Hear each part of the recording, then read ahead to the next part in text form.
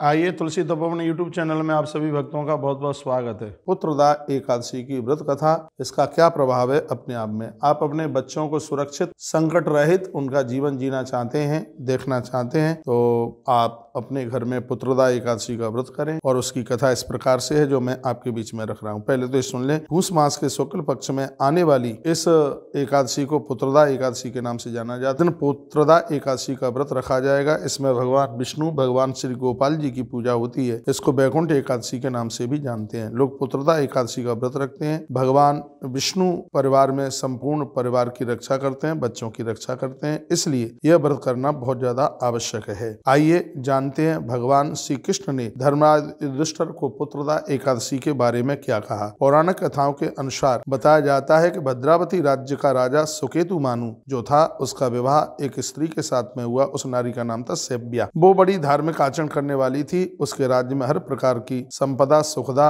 किसी भी चीज की कमी नहीं थी। वैभव उनके पास में बहुत था। उनकी प्रजा राजा से बहुत ज्यादा खुश रहती थी। विवाह के बहुत समय के तत्पश्चात भी सुकेतुमान को कोई जब संतान नहीं हुई तो वह बेचारा बड़े परेशान था। पति और पत्नी दोनों बहुत ज्यादा दुखित थे, बहुत ज्यादा चिंतित थे। राजा सुकेतुमान को इस बात की चिंता थी, क्या मेरे कोई पुत्र नहीं होगा, क्या मेरा दिया मेरे साथ ही डूब जाएगा, क्या मेरे परिवार में कोई पिंडदान करने वाला नहीं होगा। तो वह राजा मन में ऐसे सोच रहा था। वह खुद के ही प्राण लेने की सोचने लगा, आत्महत्या करने के लिए तैयार हो गया। राजकाज से भी उसका मन उछट गया था। ऐसे में वह एक दिन वन के लिए प्रस्थान कर गया और वो बहुत ज्यादा दुखी था। राजा चलते चलते थक गया, एक तालाब के किनारे पहुंचा। बड़े दुखी मन से, खिन्न मन से वहां पर वो बैठ गया था। उसने बहुत दूर एक आश्रम दिखाई दिया उसको। तब राजा खड़ा होकर के उस आश्रम में गया। वहां बहुत ऋषि बैठे हुए थे। ऋषियों के चरणों में उसने वंदन प्रणाम किया और महात्माओं ने पूछा उस राजा को वन में तुम्हारा आने का कारण क्या है। तब राजा ने अपना कारण बताया। ऋषि ने राजा सुकेतु से कहा, अच्छा, संतान प्राप्ति के लिए तुम बहुत ज्यादा परेशान हो, तो हम तुम्हें उपाय बताई देते हैं। पूष मास की शुक्ल पक्ष में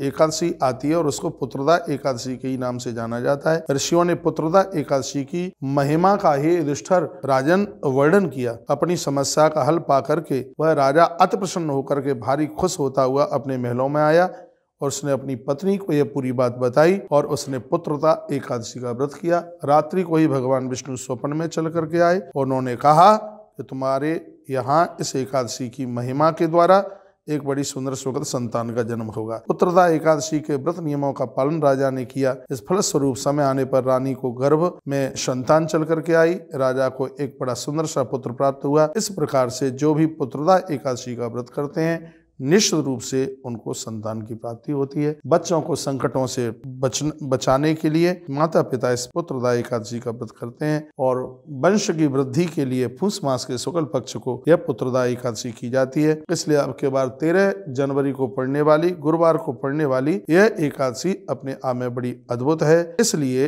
इस एकादशी को आप जरूर कीजिएगा। पुत्रदा एकादशी सर्व प्रकार से बहुत आनंद देने वाली ये एकादशी है। 11 की आप सभी को बहुत बहुत मंगलमय शुभकामनाएं। परमात्मा आप सबके ऊपर कृपा का वर्षण करे और आप ऐसे ही देव कार्यों से, धर्म कार्यों से आप जुड़े रहें। मैं निवेदन यह करना चाहूँगा कि एकादशी में भोजन लिया नहीं जाता है और उसमें फलहार भी आप एक ही बार करें तो और ज़्यादा ठीक है। पति पत्नी दोनों मिलकर व्रत करें और रात्रि को भूमि शयन करें, धरती पर सोएं और चौमुखा दिया भी जलाकर भगवान के सामने रखें।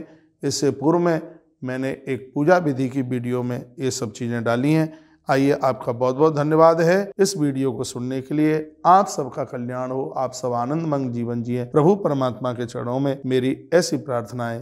तो ऐसे ही अपडेट पाने के लिए आप ये जरूर सुनते रहिए। अगली वीडियो में मैं आपको पारण का समय बता रहा हूं कि आपको एकादशी का पारण कब कितने बजे करना है। जब व्रत पारण के साथ में खोला जाता है तो उसकी महिमा अपने आप में अनंत गुनी हो जाती है।